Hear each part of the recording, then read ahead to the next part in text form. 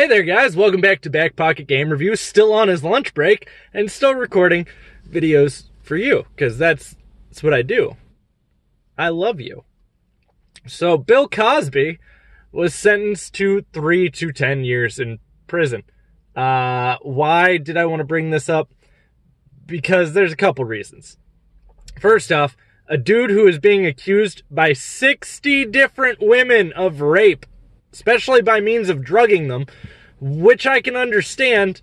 Bill Cosby's a relatively powerful individual. Why you wouldn't want to come forward about that, let alone especially if he's drugging you, and I'm sure your recollection of the events might be a little unclear if he drugged you. So yeah, it's going to make you look possibly incapable of explaining the whole situation. But today, he was found guilty in a court. So Bill Cosby is now officially a sex offender. 60 women's a lot of women. I mean, you're putting up more numbers than Kobe and Jordan combined. I don't mean sexual assault. I just mean more numbers in general. That is really disgusting. It's even more so disgusting that because he's relatively famous, he only gets 3 to 10 years. And I understand he's an old man. Chances are he's probably going to die in those 3 years in prison. I'm not saying I hope he dies in those 3 years in prison. I'm just saying the chances of him surviving 3 years in prison. Now, with him not going into general population, I'm not saying that he's going to die because he's going to get shanked or something like that.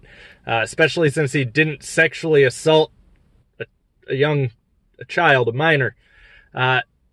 If you in any way sexually assaulted a minor, you should just assume you're going to die in prison.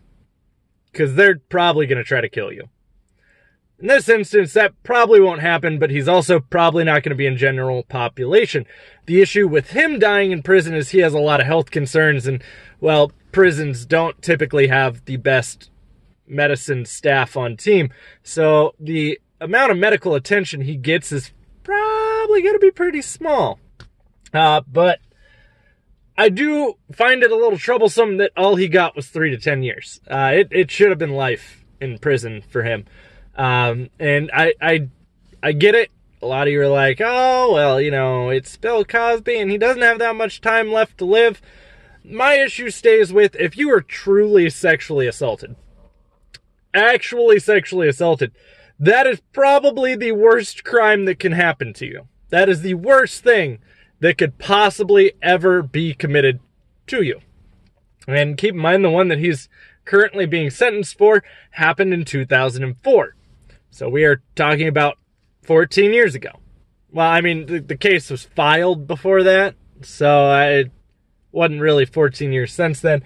The person does recall the incident pretty graphically. But Bill Cosby also never really took the stand to defend himself either, which honestly just makes him look more guilty to me.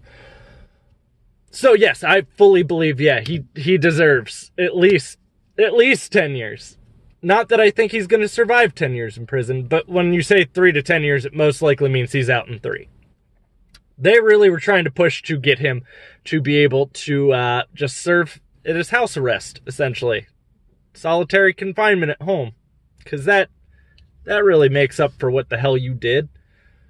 And I get it. Bill Cosby's an icon. It's jello. Everyone used to the Cosby sweaters. I get it. He did a lot of good things for the black community.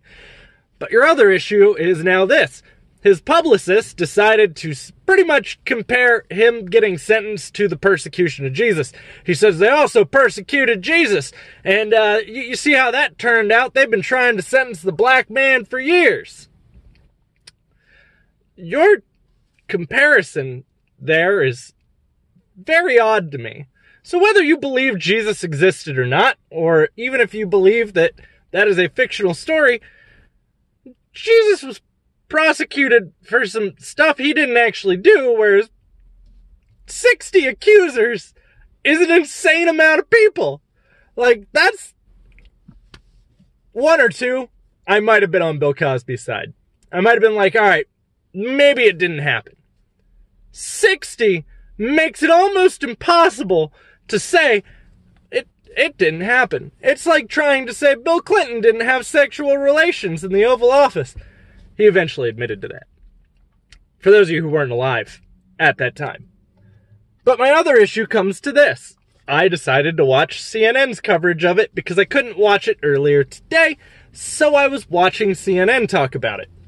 Which they instantly go, I'm just really disgusted. This is a win for the Me Too movement, but then you have people like Kavanaugh getting off free. So there's a big difference between Kavanaugh's accusation and Cosby's. I'm not even the biggest supporter of Kavanaugh. I don't know much about Kavanaugh. I don't really give two shits about Kavanaugh.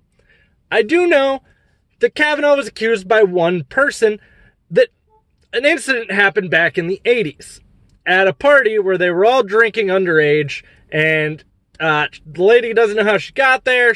There's a lot of holes in the story. A lot of holes.